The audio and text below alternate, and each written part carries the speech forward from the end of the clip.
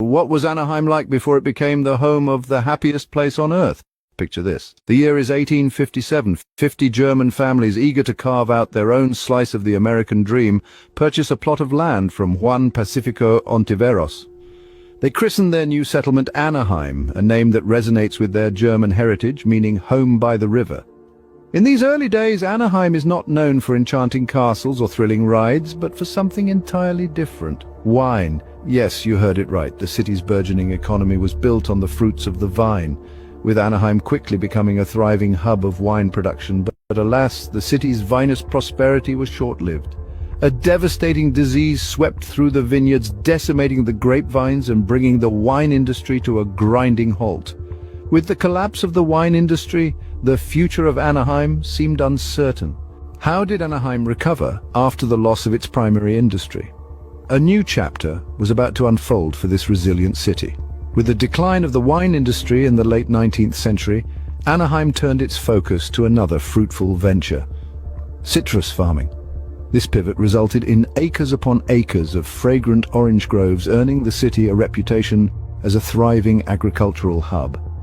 As the landscape of Anaheim began to change, so did its means of connectivity. The arrival of the railroad in the early 20th century brought with it an easier way to transport goods, bolstering the city's economic growth. World War II marked another significant shift for Anaheim. The war efforts led to the establishment of several aircraft factories within the city, further diversifying its industry and population. Anaheim had transformed from a small farming community to a bustling city, but its greatest transformation was yet to come. How did Anaheim become the home of Disneyland, you might ask? Well, let's dive right into that fascinating story. It all began in the mid-50s, when a certain man by the name of Walt Disney, already famed for his animated movies, embarked on a new venture.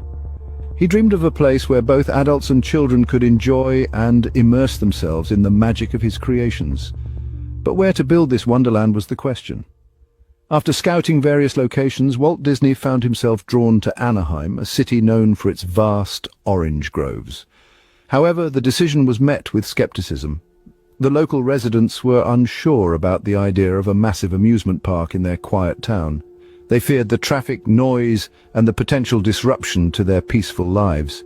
Despite the initial hesitation, Walt Disney was persuasive. He negotiated with the city, promising to maintain the tranquility that the residents cherished. He purchased 160 acres of orange groves and walnut trees, and thus the stage was set for the birth of Disneyland. The construction began in 1954, and despite the challenges, Disneyland opened its gates a year later. The grand opening was nothing short of spectacular, with celebrities, media, and thousands of visitors from all corners of the world descending on Anaheim. The arrival of Disneyland had a transformative effect on Anaheim. The once quiet town with its humble orange groves was now a major tourist destination, attracting millions of visitors each year. The city flourished and its economy boomed. Hotels, restaurants, and businesses sprung up to cater to the influx of tourists.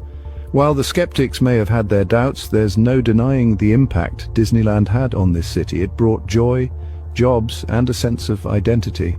Today, Anaheim is synonymous with Disneyland, and it's hard to imagine one without the other. And so, Anaheim, from a humble beginning, became the host to the happiest place on earth, forever changing its landscape and destiny.